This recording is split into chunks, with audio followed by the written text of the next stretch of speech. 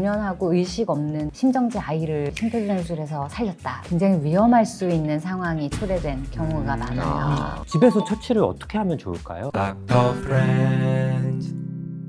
안녕하세요, 닥터 프렌즈입니다.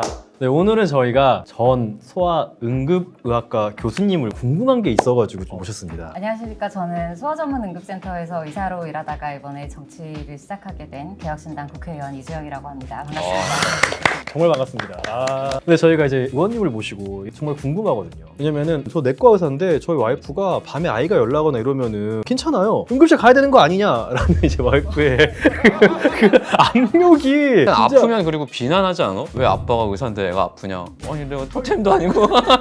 그래서 소아응급 교수님이시면 네. 집에서 매니지를 하실지 아니면은 진짜 아이 데리고 응급실 가시는 그런 경험도 있으실지 좀 궁금해가지고. 일단 자녀들이 있으시죠? 네. 예. 저희 애들이 지금 중학교 1학년부터 3학년까지 이렇게 3명인데 응급실 간 적 거의 없고 한 번은 저희 딸이 팔이 아예 부러져서 이렇게 어긋났어요. 딱 보는 순간에 이거는 라인이 안 맞는 트램폴린 하다가.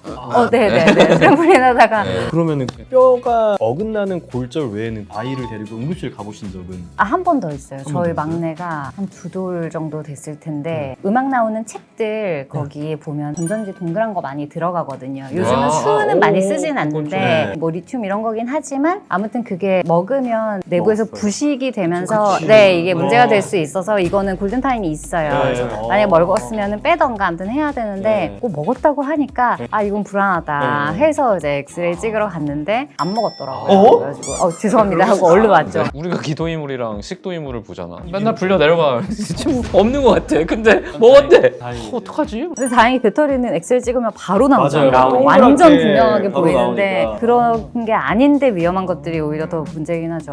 네. 그렇게 2번 네. 응급실을? 아. 네. 그러니까 상당히 생각보다 많은 경우에 약간 연락 아이 괜찮고 하면은 좀 집에서 보다가 외래를 가도. 근데 저희 애들은 기본적으로 어렸을 때부터 제가 이 정도는 괜찮아, 자고 나면 나을 거야, 약 먹어보고 기다려보자 이런 게 너무 익숙해서 열이 나도 열이 나나 보다 하고 숙제할 건 또 해야 되고 이런 스타일이라. 그러네요. 어렸을 때부터 연락도 똑같이 하면은 나중에 커서도 네. 연락 학교도 가야 되고 네, 연락도 네. 하고 그걸 가야 되고. 본인들이 훨씬 편하게 생각하고 제가 있을 때만 다치거나 아픈 건 아니니까 학교에서 혼자 있을 때 접질리거나 했을 맞아요. 때도 당황하거나 그러지 않고 괜찮아, 뼈가 그냥 부러진 것 편하게. 같진 않아 이렇게. 심지어 뼈 부러졌을 때도 저희 진짜요? 딸이 같이 있었는데 이렇게 딱 잡고 걸어와요. 울지도 않아요. 근데 엄마? 하는데 제가 딱 보자마자 알잖아요. 이건 골절이다. 그래서 보니까 진짜 골절이에요. 저희 딸도 울지도 않고 아픈데? 그러니까 그게 익숙해져 있으면 부모가 옆에서 매번 굉장히 불안해하고 큰일 났어, 그럼 병원 애도 가야 더 돼 이런 덩달아 것보다 그렇죠. 괜찮아, 병원 가면 되지, 쉬어보자 이러면 훨씬 편해해서 좀 편하게 키우는 게 도움이 될 때가 많다. 왜냐하면 생각보다 아이들은 중병에 걸리는 아이들은 정말로 적거든요. 그래서 대체로 학교 잘 다니는 아이다, 잘 놀고 웬만큼 정상 범위 안에서 성장하고 있다 그러면 아주 드문 이런 인터넷에서나 보는 이런 게 걸릴 경우는 거의 없어요. 크게 걱정 안 하시고 천천히 시간 두고 안심부터 시키시고 그 다음에 하셔도 오히려 더 도움이 될 거다. 진심이 중요하네. 근데 진짜 와이프를 안심시키는 게 정말 제일 중요하기 맞아. 때문에 맞아요. 이 영상을 보셨으면 좋겠다. 지금 아직 아기가 150일 정도 됐거든요. 아기가 막 울면 와이프가 체온계를 가져왔어요. 무조건? 20분마다 잰 체온 기록지 차트 가지고 오세요, 응급실로. 어우. 이러시면은 불안해서 못 키우신다고. 근데 지금은 사실은 사모님도 그러실 수밖에 없는 게 본인도 출산한 지 150일밖에 안 된 거예요. 예. 본인 몸도 지금 안 좋을 거거든요. 그러다 보니까 이게 애도 혹시 이제 힘들까봐 걱정이 되는 거예요. 그래서 보통 적응장애 기준이 6개월이잖아요. 맞아요. 그러니까 그 비슷하게 6개월 정도까지는 애도 좀 더 보호는 해야 되는 게 맞고 산모 몸도 조금 더 이제 보호해야 되는 것도 맞고 외출도 6개월 이후. 저는 약간 이렇게 얘기해요. 잘 모르긴 하지만 잘 먹고 잘 움직이고 잘 싸고 하면은 크게 걱정할 건 아니다. 이제. 저 응급실에서 똑같이 얘기해요. 맞는 말이죠. 네, 맞습니다. 근데 역시 이게 누가 말하냐에 따라 그 말이 그러니까. 가지고 있는 힘이 너무 다르기 때문에. 내가 내과 의사만 됐었어. 아니야, 아니야. 내과에서 말도 안 들어. 남편 아니야, 말은 내과에서도- 소용없어. 소아과 동기들 말을 들어봐도 안 믿는다는 얘기가 있습니다. 남이어야 돼요. 계속 판다니까. 말을 들으려면. 그런데 이렇게 훌륭하신 전 교수님이셨는데 소아과 레지던트 할 때 아산병원에서 소문을 들었는데 2번 정도 도망치려고 마음을 먹었다가 2번 정도 고쳐먹었다. 1년 차 때는 한 번 정도 도망칠 수 있어요. 도망을 치지는 않았습니다. 진승이 도망갔었어? 많이 도망갔어? 도망간 적 없죠. 정신과가 도망가는 건 좀.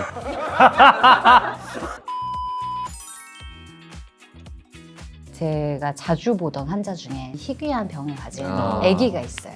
근데 그 아기가 본인이 가지고 있는 원래의 복잡한 병이 있는데 그거랑 관계없이 얘가 너무 안 걷는다. 그래서 뭐 근전도 하고 뭐 다른 검사하자 해서 입원을 한 거예요. 근데 걔가 2번을 그 전에 제가 주치의로 이제 갔던 그러면 또 환자인데 정이 엄청 드니까. 네, 그런데 아침에 딱 가서 봤는데 이제 얘가 검사를 가고 없더라고요. 그래서 얘는 보고 나가야지 하는 그런 마음이었어요. 그랬는데 걔가 딱 검사실에서 왔는데 그것도 아직도 기억나요. 그 스테이션 되게 넓잖아요. 맞아요. 간호사실. 근데 그 위에 아기를 딱 앉혀놓은 상태였어요. 엄마가. 아. 20몇 개월 정도 됐을 아. 거예요. 그러니까 걔가 저를 기억해서 뭐 좋아하고 이런 것도 아니었을 거예요. 근데 애가 저를 보더니 벌떡 일어나요. 이렇게 걷는 거예요. 어. 그래가지고 너무 반가우니까 저는 얘가 못 걸어서 했지 그것도 어. 까먹고 네. 뭐 누구 안내해가지고 잠깐 내려보라고. 근데 걔가 두드리니까 어. 이렇게 뒤뚱뒤뚱 하면서 저한테 막 와서 안기는 거예요. 아. 그래서 얘 걷는데? 어. 나머지 검사 다 취소. 당일 퇴원. 근데 네. 걔가 탁 와서 안기는 소아과의 신이 못 나간다. 그 이후로는 해야겠다. 힘든 건 그 힘든 운명 거고. 같은 느낌처럼. 근데 소아과에서도 소아 응급을 하셨다는 게 네. 사실 저희 모교에는 그 분과가 따로 없는 것으로 알고 있는데 소아응급 세부 전문의가 생긴 지가 몇 년 안 됐어요. 안 됐어요? 네, 제가 소아응급실에 간 거는 10년 전이었는데 중간에 생겼습니다. 그러면 결국은 응급의학과 전문의 선생님들이 하는 일을 소아과 이게 참 아무도 안 하고 싶어하는 일이어서 어쩔 수 없이 그쵸. 블루오션이었던 영역이에요. 그러니까 응급의학과 선생님들은 소아 보는 게 부담스러우시고요. 부담스럽죠. 주로 네, 보는 그리고 소아과 의사들은 외상 보는 게 부담스러워요. 아. 그런데 소아 응급실은 혼재돼서 오니까 질병 그쵸, 외상 그쵸. 할 거 없이 오고 만성병 있는 애기들 케어하러 또 오고 막 이러니까 모호한 거예요. 그러니까 응급의학과 선생님들 제일 싫어하시는 게 발진 그러니까 이런 거 성인에서는 절대 그런 걸로 응급실 안 오는데 소아는 많이 오고 발달 단계상 뭐 정상적인 건데 뭐 예를 들면 이제 요만한데 애기 때 뭐 깜짝깜짝 놀라는데 경기인 것 같다 뭐 맞아요. 이런 걸로 오고 이러니까 응급의학과를 이제 소아를 물론 배우시지만 이게 소아만 보는 것 자체가 굉장히 부담스러우신 그러실 것 거예요. 같아요. 그럴 것 같아요. 네. 네. 근데 또 소아과에서는 뭐 다쳐서 왔는데 이게 어디까지 워크업을 하고 이런 게 익숙하지가 쉽지 않고 아예 안 배운 영역이니까요. 근데 환자들 입장에서는 이거를 그냥 일반 응급실에 술 취한 분 와 계시고 막 저기 뭐 교통사고 환자 막 보기에도 험하고 막 이런데 거기 애가 와 있는 게 아이가 또 사실 애한테도 부모님한테도 그쵸. 참 쉽지가 않아요. 그래서 감염 이 소아 우려 응급실. 같은 것도 네, 사실 감염 좀- 우려도 굉장히 예, 있고 예. 그래서 소아만 이렇게 볼 수 있는 공간 그리고 그 공간에 온 환자들을 볼 수 있는 인력 그리고 거기에 특화된 간호사들 간호 인력들도 소아 전담으로 오래 본 엄청 중요하죠. 분들 진짜 잘하시거든요. 그러니까 이 능숙함이 달라요. 그러니까 그런 게 딱 갖춰져 있으면 사실 진료의 과정이나 치료의 결과나 이런 게 확실히 좋을 수밖에 없어서 되게 좋은 방향이었죠. 그러게. 네, 그런데 이제 양쪽 다 할 만한 사람이 없고 하려고 하는 사람이 없으니까 그렇다고 뭐 소아응급실이 막 돈이 되는 곳은 그쵸, 아니니까요. 아니니까. 병원에서도 사실 굳이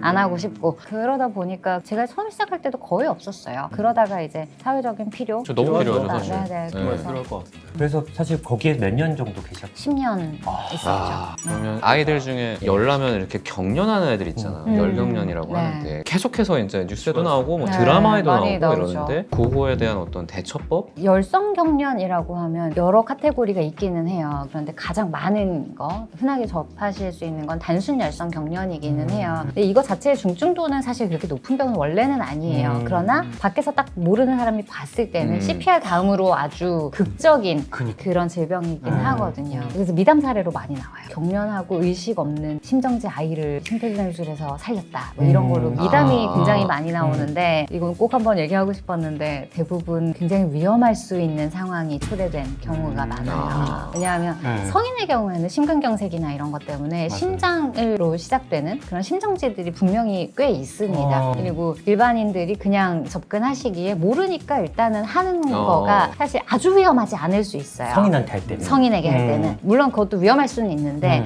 대부분 심폐소생술을 제대로 못하기 때문에 예. 오히려 덜 위험할 수 있어요. 근데 소아의 경우에는 정말로 심장병이 있던 아이가 아니라면 갑자기 심장 오리진으로 심장이 멎는 경우는 거의 없다. 평생 못 볼 거다 생각하셔도 무방하지 걱정할 정도로. 그래서 대부분은 호흡이 안 좋았거나 열성경련인 경우가 많거든요. 근데 열성경련은 보통 아주 빠르면 6개월. 저희 보통 돌에서 5세 정도 사이에 열이 초반에 팍 오를 때 제일 많이 하고요. 열이 있는 기간 동안에는 언제든지 할 수는 있는데 뇌가 그냥 한번 놀란 거예요. 오류가 한번 난 거고. 근데 그러고는 대부분 말아요. 그래서 되게 단순 열성경련은 아무리 길어도 10분 넘기지 않고 대개는 5분 안에 저절로 멈춰요. 만약에 병원 올 때까지도 계속 하고 있다면 그건 어차피 입원 케이스예요. 보통 20-30분 이상 길게 하는 경련은 단순 열성 경련은 아닐 거고 복합 열성 경련이거나 아니면 머리에 다른 문제가 있어서 경련을 하는 경우이기 때문에 5분 안에 멈췄다 그러면 대부분은 뭐 지능에도 영향을 미치지 않고 뇌전증과의 연관성도 없다고 되어 있고 뭐 발달이나 뭐 학습에도 영향을 미치지 않고 예후가 대단히 좋습니다. 의대 동기 중에서도 뭐 열성 경련 했던 친구들 굉장히 많아요. 집에서 처치를 어떻게 하면 좋을까요? 시간이 또 중요할 것 같기도 하고요. 시간은 5분 안에 멈추기 때문에 근데 그 5분이 한 5시간 같이 느껴진다는 게 문제거든요. 그래서 딱 보자마자 아기가 보통 누워있거나 이렇게 쾅 쓰러지지 않을 거거든요. 보통은 앉아있거나 누워있다가 그런 경우가 많기 때문에 일단은 아이를 발견하자마자 휴대폰으로 딱 캡처를 하세요. 그럼 시간이 캡처가 될 거잖아요. 그리고 아기를 반듯하게 눕히고 가급적이면 푹신한 곳에 혹시 토를 할 수 있기 때문에 넘어가니까. 토사물이 넘어가지 않게 옆으로 흘러나오게 옆으로 고개만 돌리고 손을 그냥 떼시는 게 맞습니다. 보통은 아이를 흔들거나 이렇게 꽉 잡거나 때리거나 안아주는 것까지는 괜찮은데 안아주는데 애가 뻣뻣하기 때문에 보호자도 몸이 굳어요. 그래서 애를 너무 세게 안거나 너무 심하게 두드리거나 또 심폐소생술을 하면 안 되는 이유는 제일 안 좋은 게 애기는 어린데 놀랜 아빠가 본인의 최선을 다해서 심장 압박을 하는 거예요. 근데 대부분 심장은 멀쩡하게 뛰고 있기 때문에 애기의 흉곽을 성인이 놀란 힘으로 최선을 다해 누르면 정말 큰일 나거든요.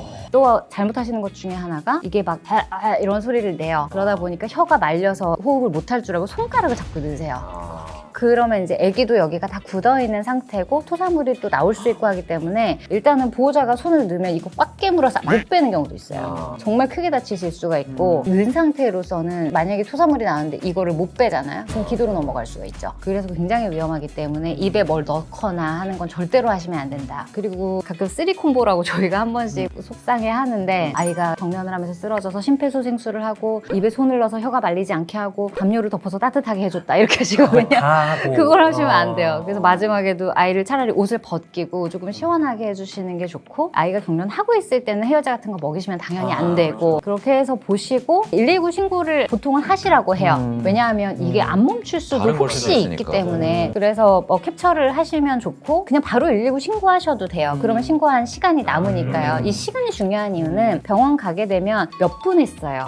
어떤 모양이었어요. 이거를 다 물어볼 거예요. 근데 경황이 없으시기 때문에 잘 기억을 못 하세요. 그래서 119 신고를 하고 바로 동영상을 찍으시는 게 제일 좋아요. 그러면 아이가 어떤 모습으로 경련을 했는지 왜냐하면 이 전신 발작이 있고 부분 발작이 있는데 열성 경련인데 또 부분 발작이면 또 예후가 또 달라질 수 있거든요. 그러니까 그런 거를 보호자분들은 파악하시기가 어렵고 그때 못 봤으면 의사도 뭐라고 얘기해주기가 어렵기 때문에 보호 자료를 남기는 거 하나 두 번째는 그거 찍느라고 애를 함부로 못 잡으니까 오히려 더 왜냐면 불안해서 자꾸 잡게 되거든요 아이를. 근데 억지로 꽉 잡으면 이렇게 계속 이렇게 굳어서 움직이고 있는 상태여서 다치는 경우도 꽤 있어요. 그래서 그렇게 하지 않는 게 좋다. 응급실을 가지 못하는 상황이고 열성 경련이 길지 않았다. 네네. 그러면 밤에 체온도 미온수로 좀 이렇게 하면서 좀 내리고 다음날 오전에 수학과 외래를 가는 것도 괜찮을까요? 상관은 없는데 사실 5분 안에 확실히 멈췄고 뒤로 아이가 명료했으면 지켜볼 수 있습니다. 그러나 문제는 안 멈출까 봐 하나. 두 번째는 24시간 안에는 똑같이 짧게 해도 2번 이상 하면 문제가 될 수 있어요. 24시간 24시간 내에 2번 이상 하면 그것도 문제가 될 수 있고 세 번째는 이후에 이게 졸린 건지 경련이 덜 깬 건지를 확신을 하기가 좀 어려우신 경우가 있어요. 그러면 이제 부분 발작 같은 게 애매하게 남아있는데 보호자분이 모르고 이게 너무 오래 지체되면 조금 곤란할 수도 있기 때문에 확인은 가능하면 받으시는 게 좋다. 근데 아이가 명료하다. 그러면 크게 걱정은 안 하셔도 되시고요. 미온수 마사지 같은 경우는 저희도 응급실에서도 해주기는 하는데 교과서적으로는 크게 의미는 없다고 돼 있어요. 그래서 40도 넘었다고 또 많이 오시는데 아이들은 40도는 자주 넘고요. 머리 나빠지는 거 아니냐, 뭐 뇌가 녹는 거 아니냐, 뭐 이런 썰이 있는데 43도 올라가면 단백 변형이 일어날 수는 있다고 하는데 그건 이미 그때는 뇌에 문제가 있는 거니까요. 근데 40도 넘었다고 그렇게 걱정하실 필요는 없고 해열제도 2개 계속 번갈아 먹이시는데 그렇게까지 하실 필요 없고 또 어느 정도는 열이 감염을 치료하기 위해서 일부러 내는 거고 특히 막 목감기나 중염 이런 거는 약간 열 있는 애들이 조금 더 경과 짧게 빨리 났죠. 빨리 났죠. 면역 반응의 일종이기 때문에 때문에 열을 자꾸 질병으로 인식하시는 거는 좋지는 않다. 너무 명쾌하네요. 오랜만에 이런 얘기하니까 좋네요.